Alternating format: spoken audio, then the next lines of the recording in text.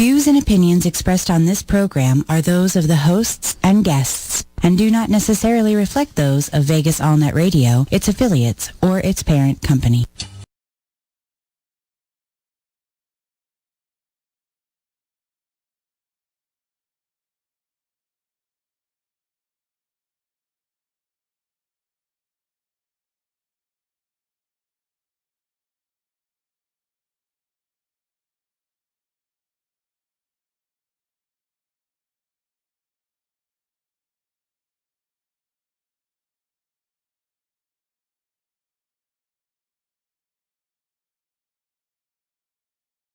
You know, we were all singing at the same time, and then the mic came on. I noticed that. Viva Las Vegas! That's my Elvis. And I'm Holly, and joined with me today is Dr. John Nixon, one of my favorite guests. I do say that a lot, but you're the only one that's got to come back twice, so that's Thank you. You nailed it. I really do enjoy your expertise, and the last program we talked about psychosis, and we did the simulator so people could understand some of the symptoms of psychosis. I thought it was really a great show. And today, today's show on Good Medicine is called Sex, Drugs, and Rock and Roll. I just threw the sex in there just, because it grabs people's attention. However, and it's Las Vegas, and really Good Medicine, what the goal of Good Medicine is that we just want to give all the information that we possibly can for some things that are very, very common in this town that people don't talk about freely. That's right. Okay? Drugs and gambling and depression and stress. I think this could be considered a mecca. What do you think about that word for Las Vegas and a mecca? It is a mecca. It's a mecca of illness, isn't it? It's a mecca of excess. Yes, there's a lot of ills and isms here. And you know what, though? It's throughout the United States. So it's not just here.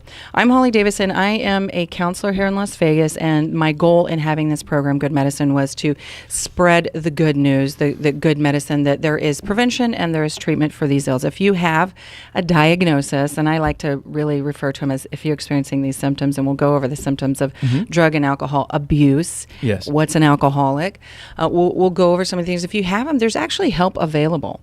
There's numbers that you can call. There's help available. There's 1-800 numbers, and there are so many healthcare professionals, mental health care professionals in our town and throughout the United States. So there is help available. And one thing I want to say about drugs and alcohol, when people are abusing them, when they're dependent on them, is really, we can help them all day long. They can even have the best therapist. I've even read in some studies where somebody had a minder, if you will, that would follow somebody who had drugs and alcohol. And usually they were rock stars, hence the name Sex, Drugs, and Rock and Roll. And one in particular is Def Leppard. And I can't remember what I think he was a guitar player in Def Leppard. And they were just at the precipice of their fame and glory. And this guy could not stay sober. And so they actually hired somebody, and they called him a minder, to follow this guy to make sure. Like a nanny. Like a nanny. And I think he was a therapist. These poor guys. Can you imagine getting paid to follow Def? That would actually be a good gig. That would be a good gig. It would pay well. It would pay well. It would be rock and roll. But he was followed this guy around, and he still couldn't stay off drugs. So they fired him, and a week later he was overdosed, found dead. And so what I want to say is that you can have the best minder, the best babysitter, the best prayer. I mean, I do believe that prayer really does change things, especially for people that we know are struggling with drugs and alcohol.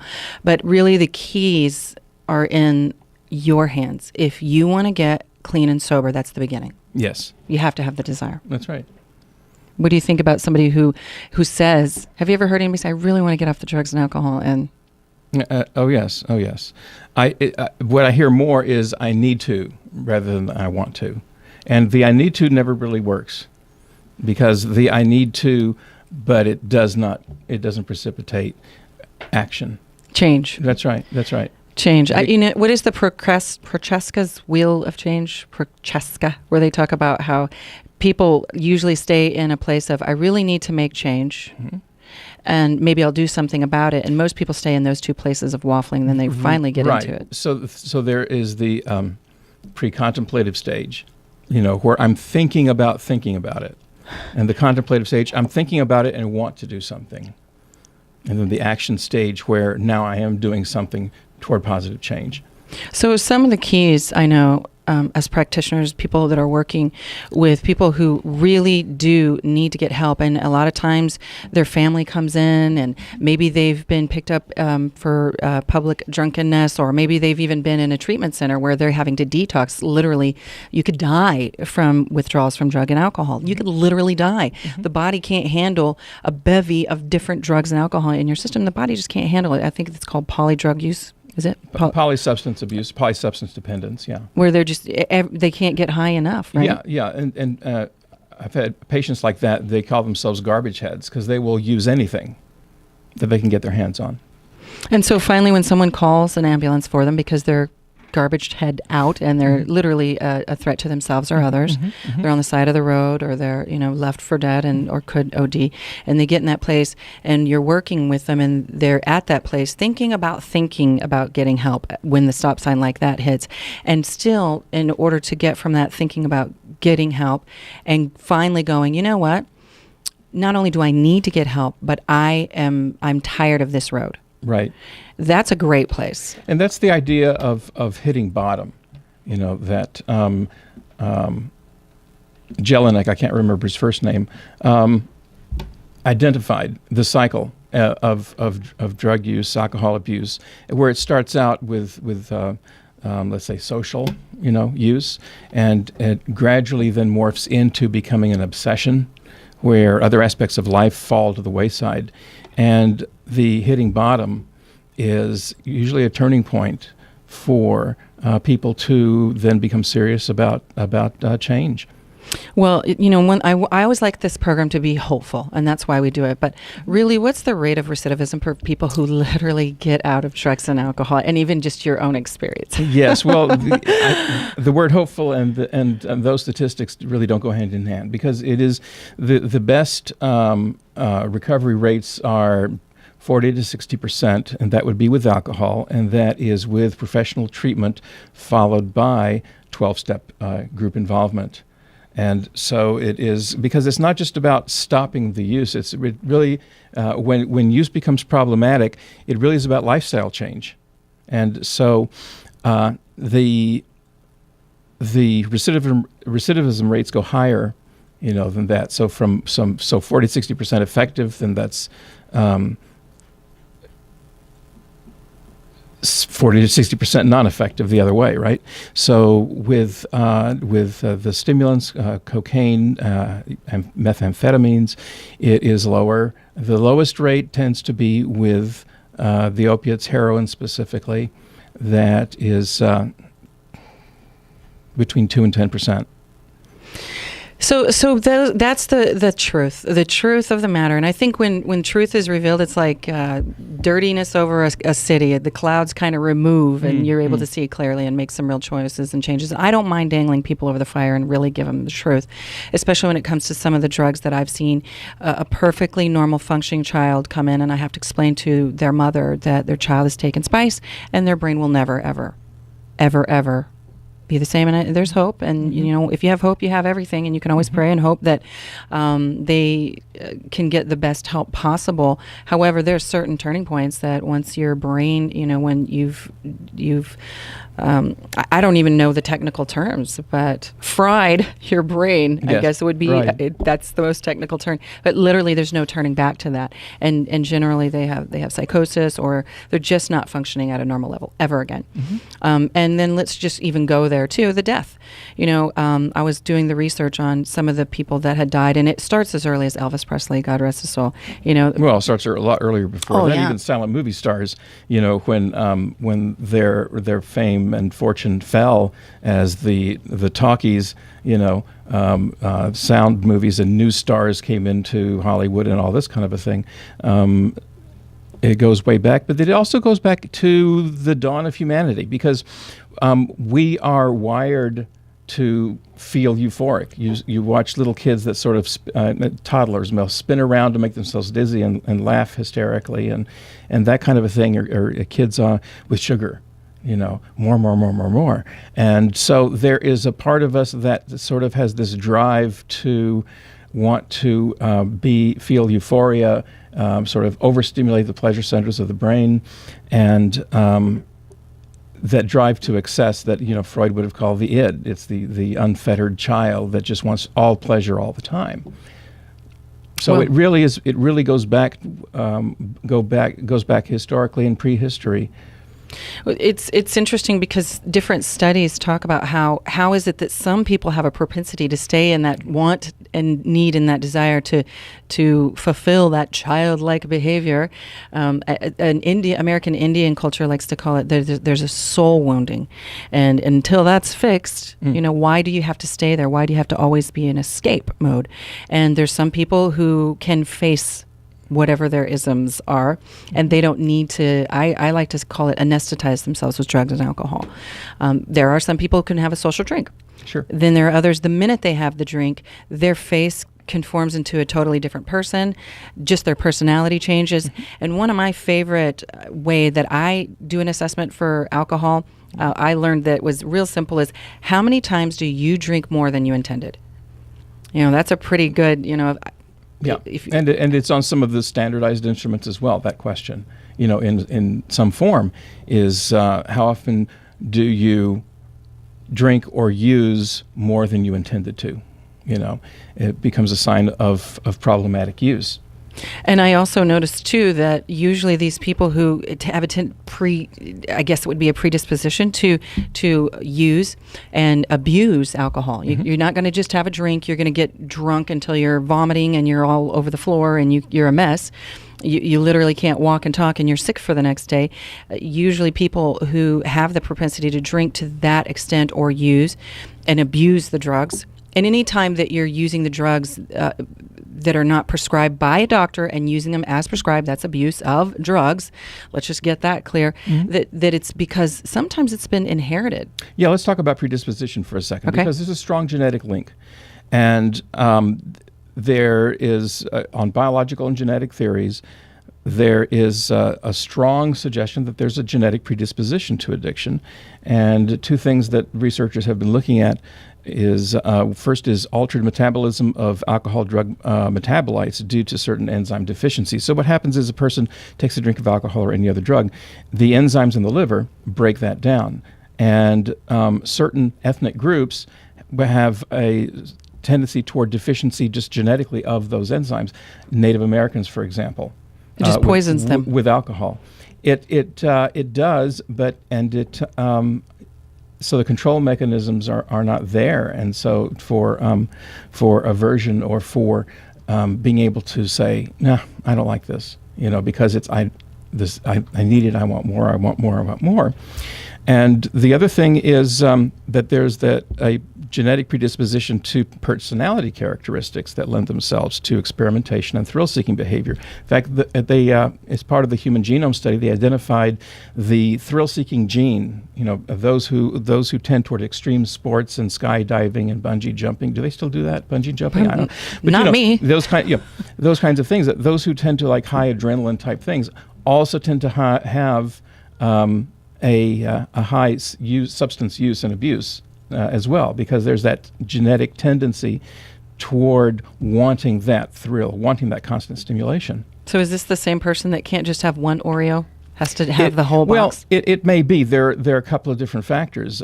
You've got the genetic predisposition toward thrill-seeking behavior, and you may have then as well the absence of certain enzymes in the liver. You may have as well a number of other factors that go into, let's say, the addiction threshold. Okay, and we don't really know much about how this works, but we know that it's there somehow. And this explains the difference why you will have, let's say, 3 friends in college, and they all party and heavily, and after college, one goes on to marry, have a family, settle down, and becomes a responsible adult, and maybe even not have a drink, but occasionally, for a holiday. Another person, the other one of let's say the 3 friends, goes on and may drink regularly or use whatever, drink regularly, but not really to excess. And then the other one, the third one, becomes an alcoholic. So there are factors there that is related to the tolerance level of a person, as that is genetic and that is also exposure related, because the more you use, the higher the tolerance goes up. And there's a genetic factor too, in terms of, or perhaps it's a combination of that and an enzyme factor that says that some people's tolerance goes up faster than others. And then there's the addiction threshold, which is something that's theorized that says that if a person uses or drinks beyond this threshold for a given amount of time, which depends on the drug, which depends on other factors, then they will develop addictive behaviors. And the issue of withdrawal is related directly to the nature of the substance itself. It's very frightening, especially when you're saying these things. The thoughts that go through my mind is college children or young children, and how we can do young prevention. College children, you mean like Doogie Howser that went to college at 14? Or? Well, I think 21 is young. We're going to take a break, and when we come back, we're going to talk about prevention, how you know you're an alcoholic or a drug addict. Listen, if you're even fearing that question, I think it's something we need to look at. Yeah. So you're listening to Good Medicine. I'm Holly Davis. My guest today is Dr. John Nix, and we're talking about sex, drugs, and rock and roll. When the party's over, what do you do next? Stay with us. You're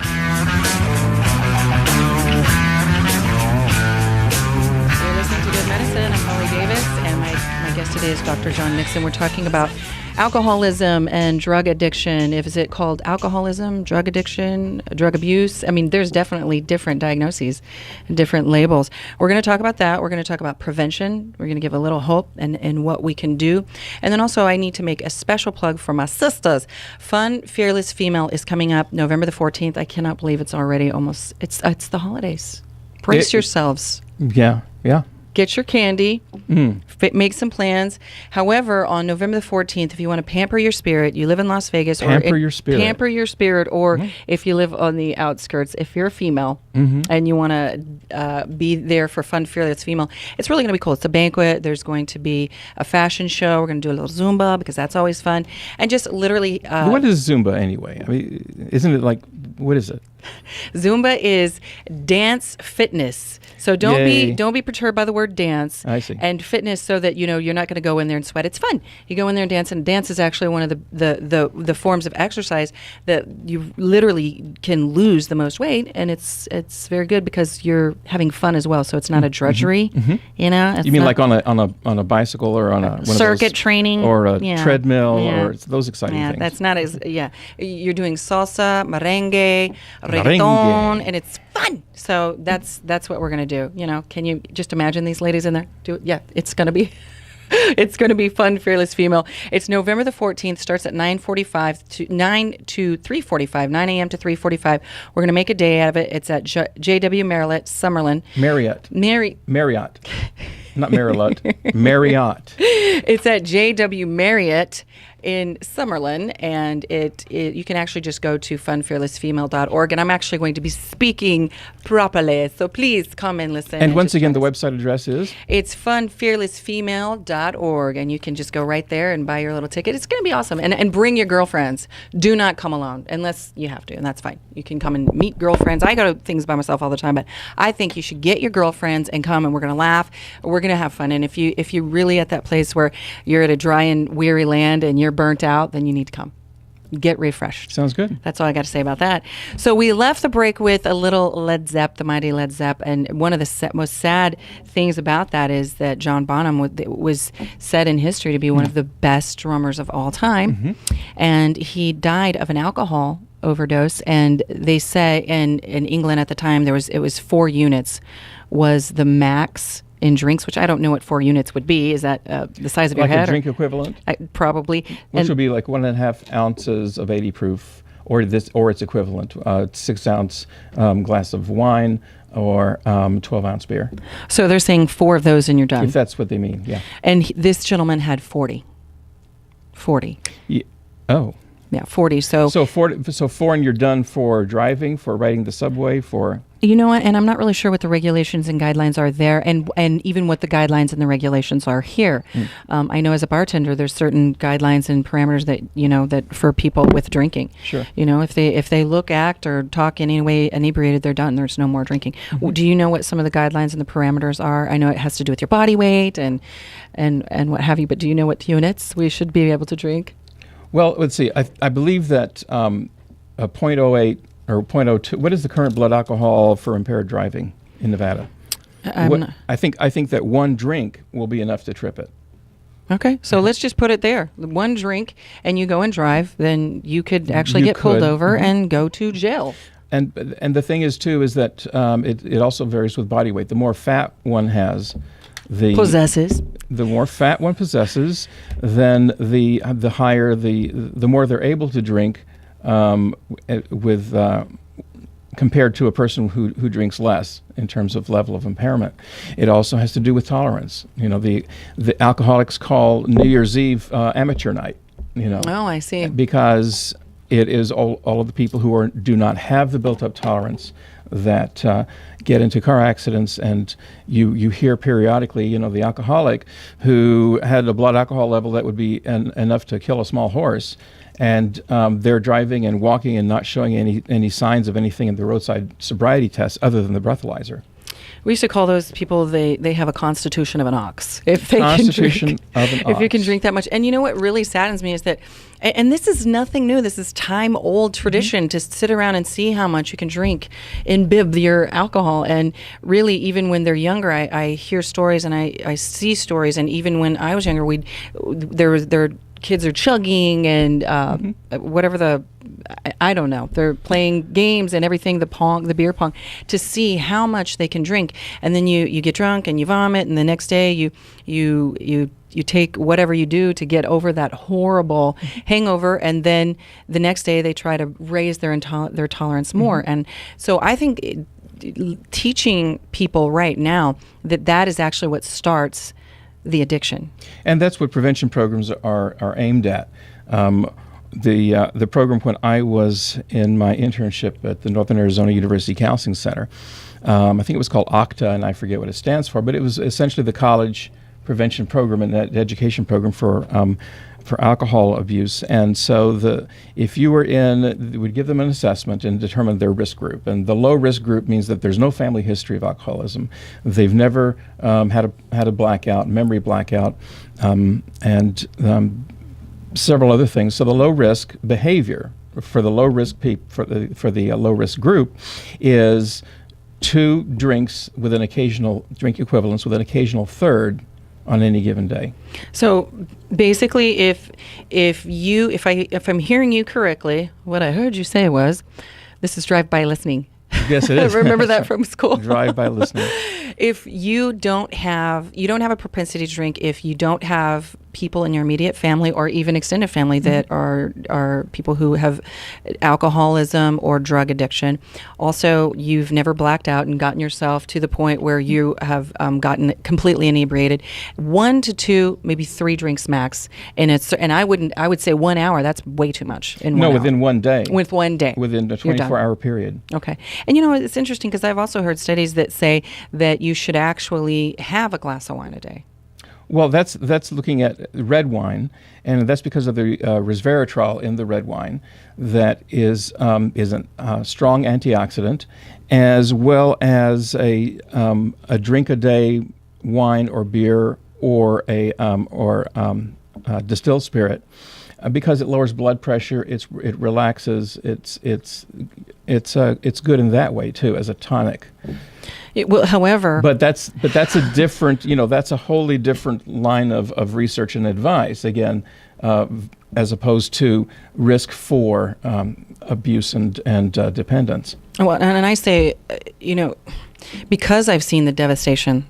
The devastation of drugs and alcohol in my own life, in my own family. I'm pretty sure that everybody listening knows somebody, has somebody in their life that you have been distraught over the drugs and the alcohol abuse, and watching them suffer, and then we suffer along. I just want you to know that as well. We suffer along. And so for me, I would completely shy away from advising alcohol to be the thing that calms you down. I think there's got to be other coping skills. Well, but see, not to calm one down from anxiety, but simply as a way of relaxing daily stress, as opposed, and again, one drink, one glass of wine, that's different than the whole bottle. That's different than the whole bottle. Yeah. Yeah. The whole bottle is no. The whole bottle is no. Go hit the gym. Go outside, take a walk. It's starting to actually get nice here in Las Vegas. And I know I can say that flippantly, and it's easy for me to say, and I am so grateful that I do not have an addictive personality every day. I'm very grateful because I do see and know that there are some people who cannot just have one drink, and it takes them down the hole. Daily, weekly, there's not a week that goes by that they are not zapped by this very powerful, potent drug and alcohol. For prevention's sake, though, we do say that you have to know that what your risk factors are. You have to know your own personality, know yourself, know that if you're trying to avoid drinking and drugs, if you're being a social setting, this coming up to the holidays, that you're going to have to be strong or remove yourself and do complete lifestyle change, what you talked about earlier. And one thing I do know about studies is that the number one risk factor, or the number one influence rather, for people to use drugs and alcohol is not the family, it's outside peer influence. Who you hang out with. Yeah. Recreate. You can love them from afar until they get better. You're going to have to get, sometimes when people are leaving the treatment center, I've even said, you're going to have to change your phone number. Change, you're not going to take the calls from those friends and completely remove yourself from that situation. Well, what about them? You know what? Actually, it's about you right now. It's survival. That's right. Get out. Get out. I've actually even been in a situation where I got to go to the women's prison during my practicum and just watch. Really interesting. And there was a lady who was just about ready to leave. She was going to be discharged, and she had been there for drug use. And we did a scenario where she was to walk into this room and someone was going to be offering her drugs. And so the main objective that we told her was just get out. You actually don't go down that street. You don't walk in that room. And if they're using the drugs, you don't rationalize with them because you're already gotten. You get out, you go down another street, and you find new friends and recreate your life. And that is the power and the keys that we were talking about today. Because for the show, I have a little picture of people, someone holding keys, and there's drugs and alcohol in the background. You actually have the keys. You can recreate your life. And I know that addiction is very difficult, and it makes people do and say and go the places they don't want to really go. They don't want to go down that road. So what would you say and speak to for people who are heavily addicted? They need to get professional treatment. Period. Yeah. And follow through. Where would be some places that you would recommend here in Las Vegas? Well, it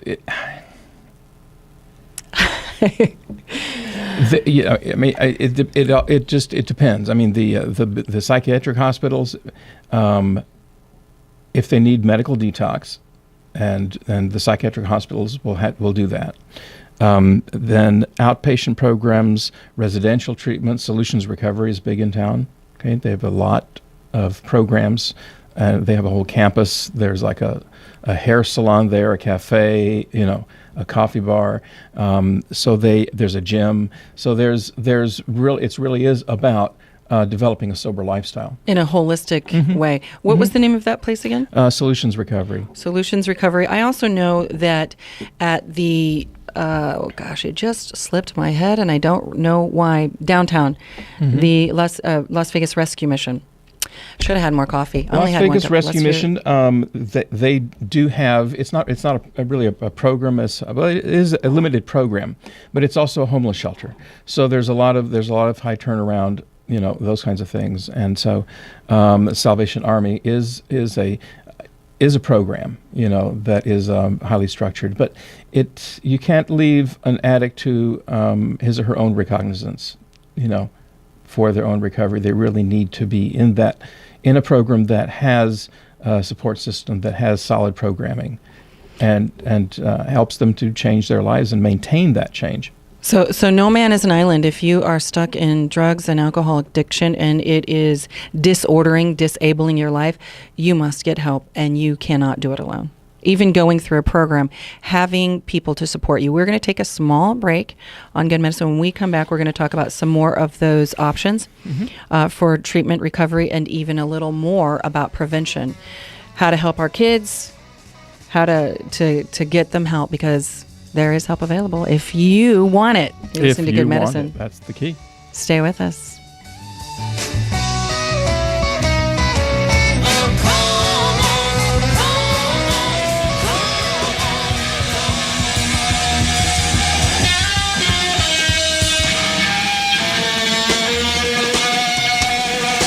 I tell you, Jimi Hendrix, what a talented guy.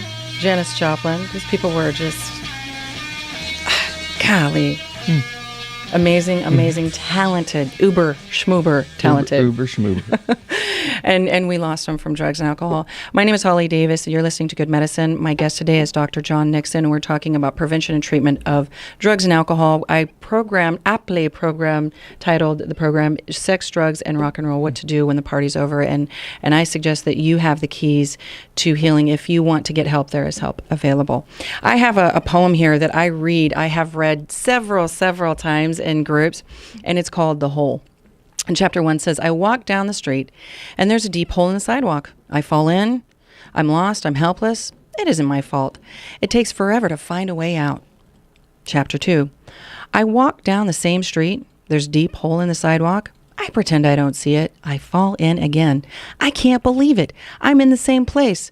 But it isn't my fault. It takes a long time to get out. Chapter 3, I walk down the same street. There's a deep hole in the sidewalk. I still fall in. It's a habit. But my eyes are open. I see that it's there. I know where I am. It's my fault. And I get out immediately. Chapter 4. I walk down the same street. There's a deep hole in the sidewalk. I walk around it. And this is my favorite. Chapter 5. I walk down a different street. That's excellent. Isn't that a great one? Yeah. Gives me goosebumps.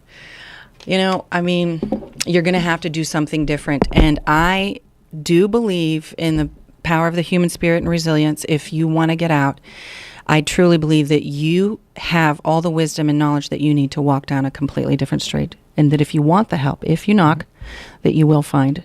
Oh, absolutely. And the thing about treatment is that there's no magic cure.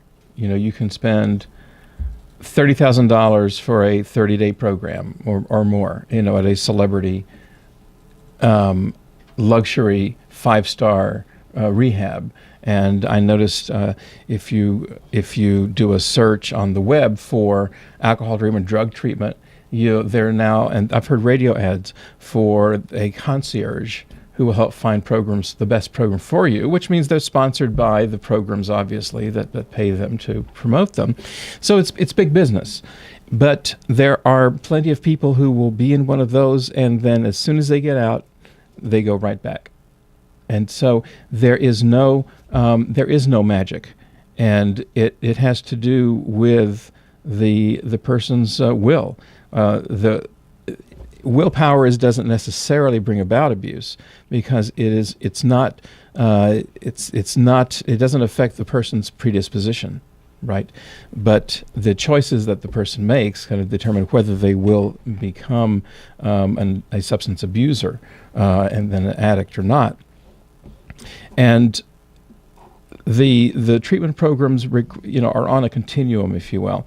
Not every substance needs medical detox. Really, the only thing that are medically necessary detox are going to be those substances that can produce a heart attack, seizure, or stroke upon withdrawal.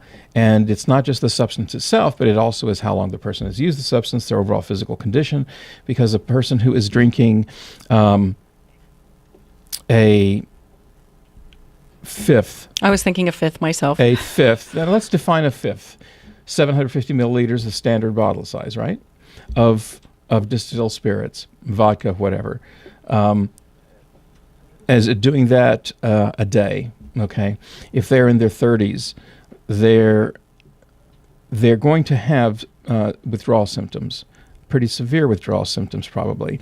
They may not necessarily be life-threatening depending on their physical resiliency, but if they're drinking that much, they're probably not in very good shape. But that's a difference. It's still a different story if the person is in their 50s and does the same thing, tries to quit to cold turkey.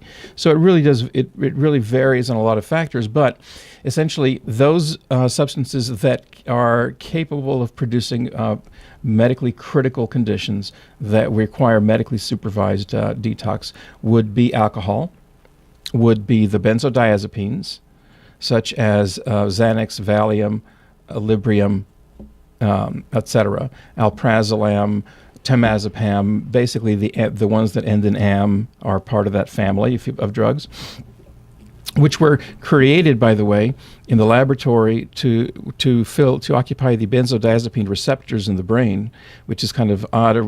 Our brains are designed with a neuroreceptor for a drug company to come along and find something to fill it.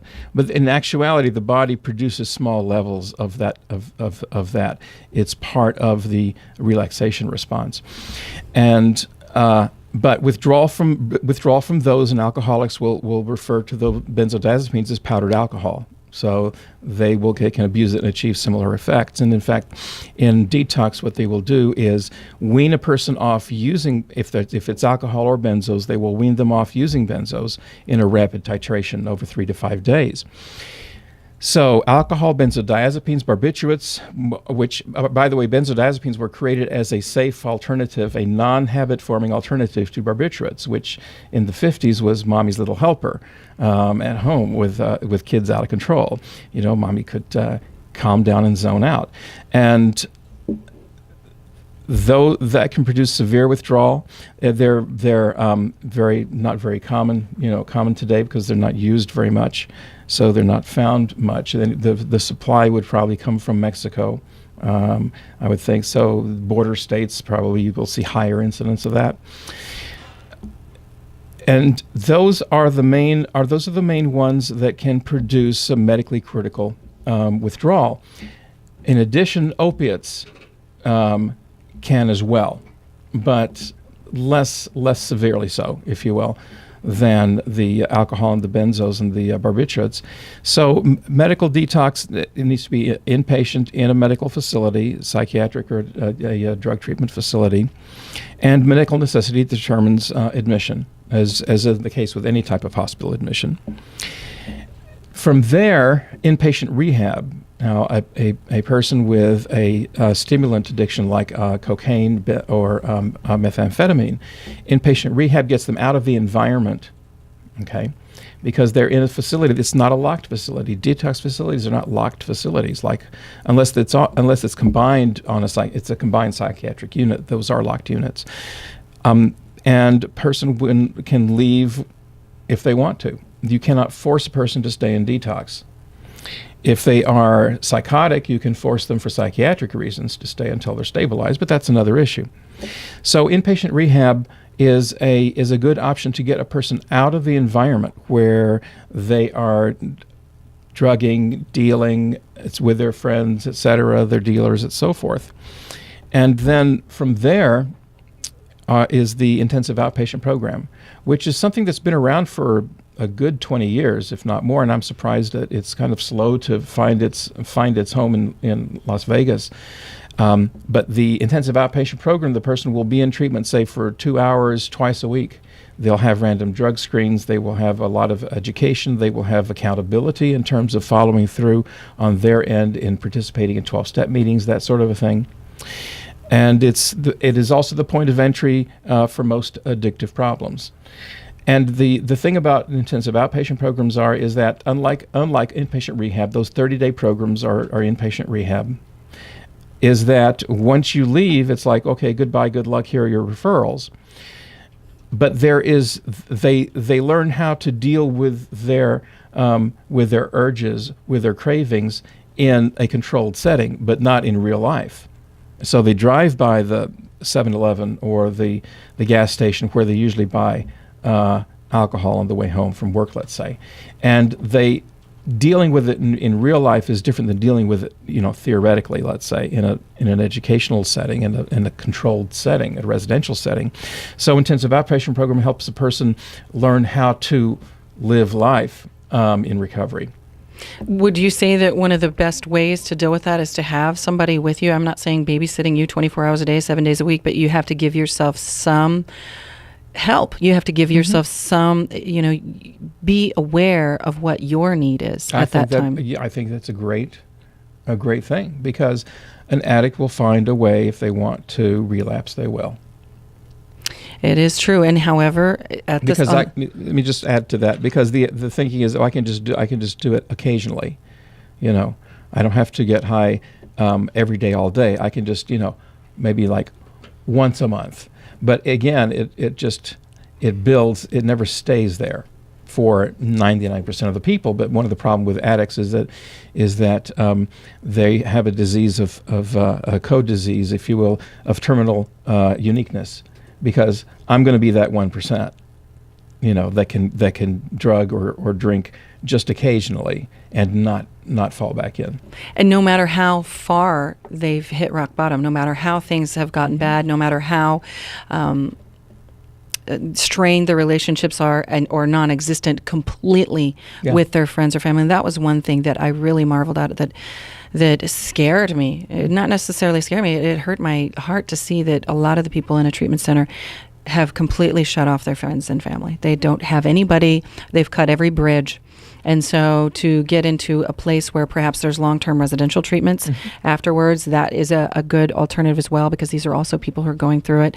And perhaps maybe there's a universality where you can help each other, or maybe you can see, I'm not that bad. Maybe I'm better off than that person, or maybe I didn't realize how bad it was, and this person made it through. And I think that's a lot of the 12-step success. And that's how Alcoholics Anonymous got started. It was two alcoholics helping each other stay sober and figuring out a way to do that. And having somebody that has your back. And having that accountability. That's why being in a 12-step program and having a sponsor, someone who has stable recovery under their belt, being that mentor, being that person-to-person accountability. And what about having a therapist? The therapist, those are two different roles. Okay, so the sponsor and the therapist, that would be a dual relationship for a therapist. So we're not allowed to do that. What about, though, them having the sponsor, going to 12 steps, and having a therapist as well? Yes. Because there are underlying problems that maybe were not the cause of the start of the substance abuse, but what tends to happen too is that when a person starts using drugs or drinking on a daily basis at a younger age, their emotional development tends to be halted at that age when they are in an altered state most of the time, if not all the time. So a lot of issues develop, psychologically. So being able to work therapeutically through those issues is important. Trauma. And I also know that, and we're going to take a little break. When we come back, though, we are going to talk about, definitely I'll give some phone numbers that people can call if they need help. But the number one death in America is prescribed drugs. Number one cause of death is prescribed drugs, overdose. Yep. So use your medications as prescribed. Yes. Only. You're listening to Good Medicine. Stay with us. We're going to come back and we're talking about sex, drugs, and rock and roll. What to do when the party is over. There are solutions. There's keys. Stay with us. Man, he was brutally handsome, and she was terminally fast lane. So it make you lose your mind. Life in the fast lane. You're listening to Good Medicine. I just, all of a sudden, my Okie girl comes out when I hear, the classic rock. the Okie girl. Yeah, little bit of the redneck there coming out, I'll tell you. So we're talking about sex, drugs, and rock and roll, how to get your life back in order when the party is over. There is an actual national crisis hotline that you can call for drug or alcohol rehab, and it's 24 hours a day, 7 days a week, 866-222-3620. That's 1-866-222-3620. And then also here in Las Vegas locally, Solutions Recovery, 702-802-0961. There's Monte Vista Spring Mountain Treatment Center, and you can can always go to a hospital if you feel that you need help, and you would know. I'm with Dr. John Nixon today. I'm Holly Davis on Good Medicine, and we're talking about drug and alcohol, really recovery and treatment. And hope is possible. There is help possible. There are keys available, and a lot of times, there's no place like home. Remember good old-fashioned Dorothy? She had the keys in her hands the whole time to get the help, and so what we're saying is, and what I believe to be true, is that if you want to get help, that you are the one that can make the change. Nobody else can get you sober, and it's no one else's fault. You have to take responsibility. That's right. You can't help where you can't change where you came from, but you can change where you're going. Okay, so I can change a little bit of my Okie girl redneck on occasion. It's still the roots, and you've got to be aware of that, right? When you talk about drugs and alcohol, you're Texan, so come on.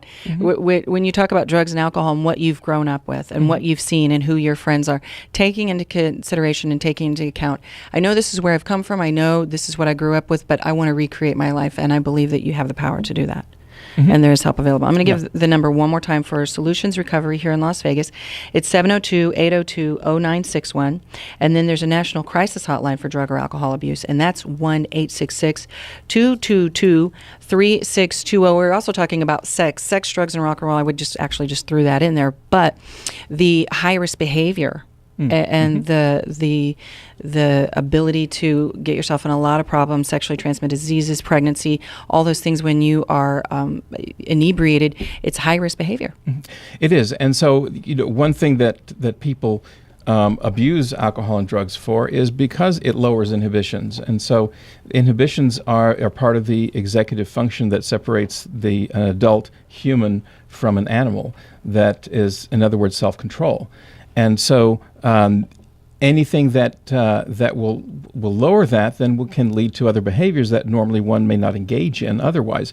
And the thing about things like sex, so that is high-risk behaviors under the influence of drugs and alcohol. But then sex addiction itself, these are called process addictions.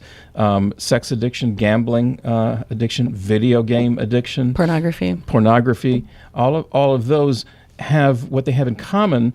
Even though there's no chemical that is being ingested, what they find is that when a person is engaging in those behaviors, they're being reinforced because the same pleasure centers of the brain are being stimulated.